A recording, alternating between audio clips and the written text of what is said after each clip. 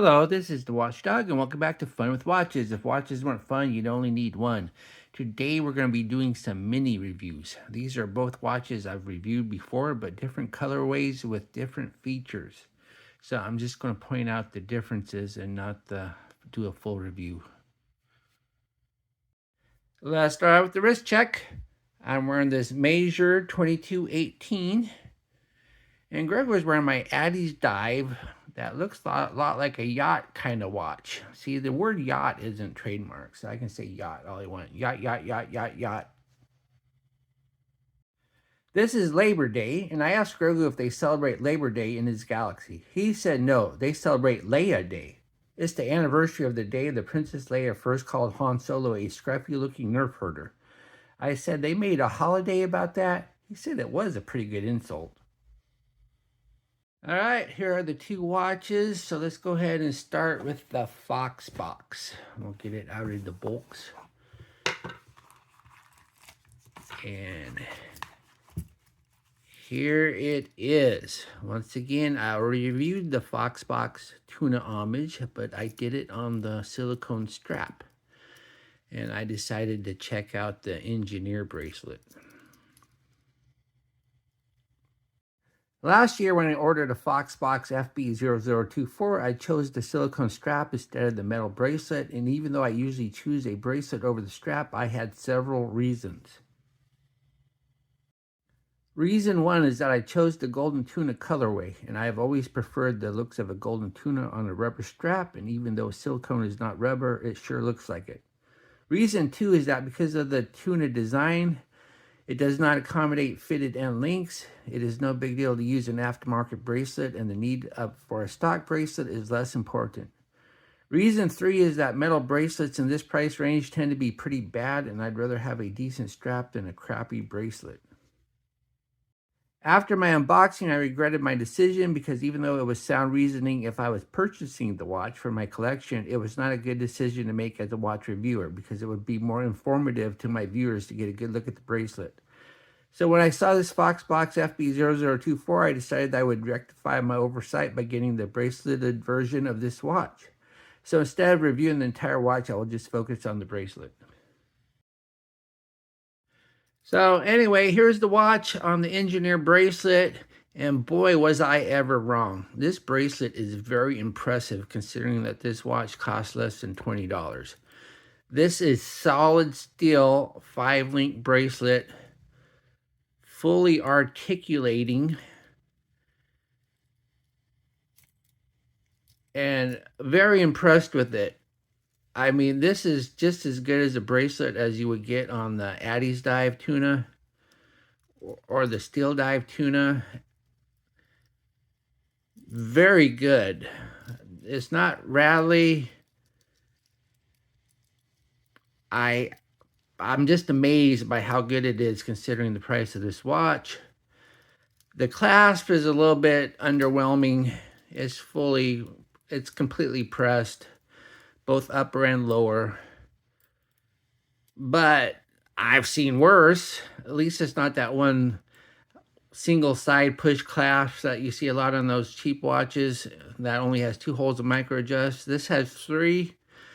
And yeah, it'd be nice if it had 4, but being an engineer bracelet, the links aren't that big. So you should be able to get a good fit with 3 holes to micro adjust.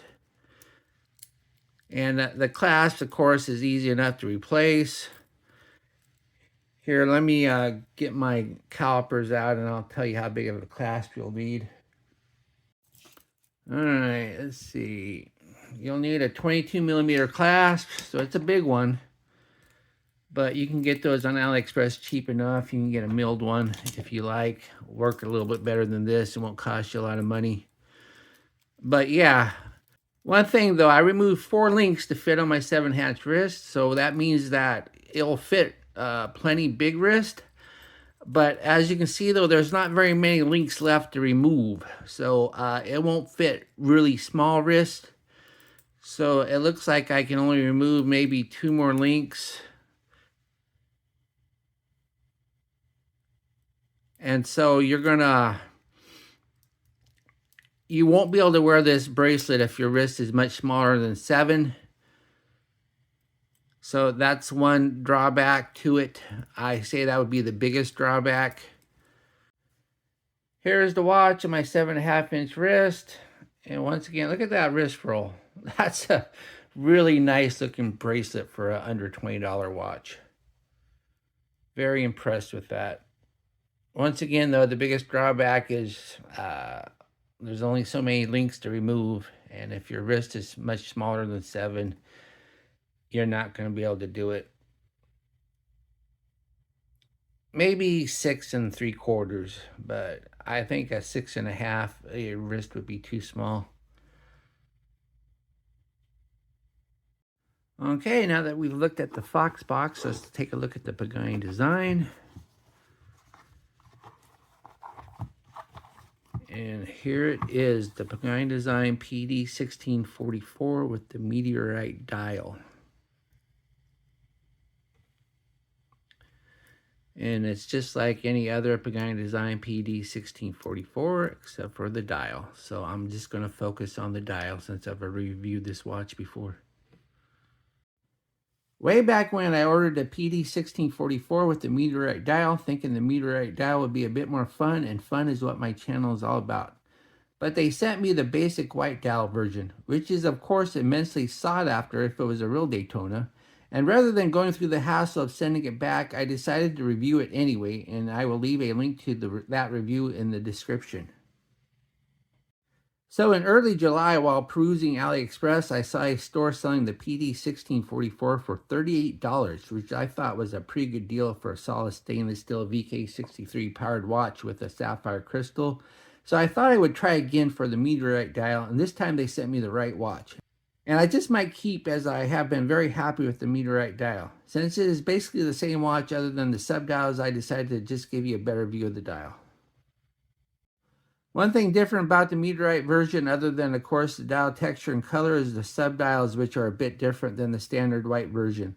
The sub-dials are black in the middle for a true panda dial, which the white Daytona used to have. I prefer the all-black sub-dials to the modern design.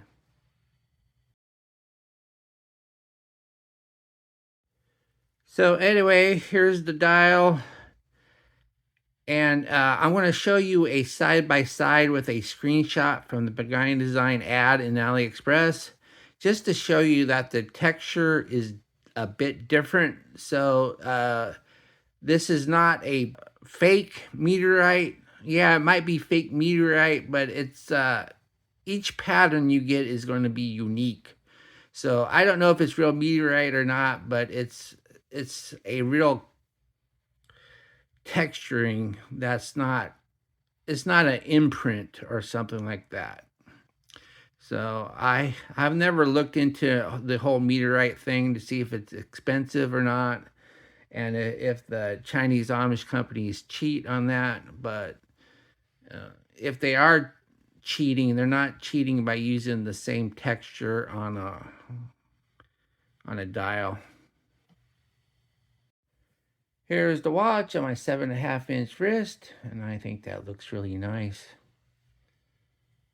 So yeah, I think I'll be keeping this one. It didn't cost me a lot of money. And they seem to be selling these PD1644s a lot cheaper on AliExpress now, so I don't think I'd get very much for it. So whenever I'm in the mood to wear a Daytona-like watch, I'll just pull this one out. Well, thank you for watching my mini reviews of these two watches. I will leave links to the original reviews in the description, plus here they are now. So be sure and like and subscribe to my channel. Bye.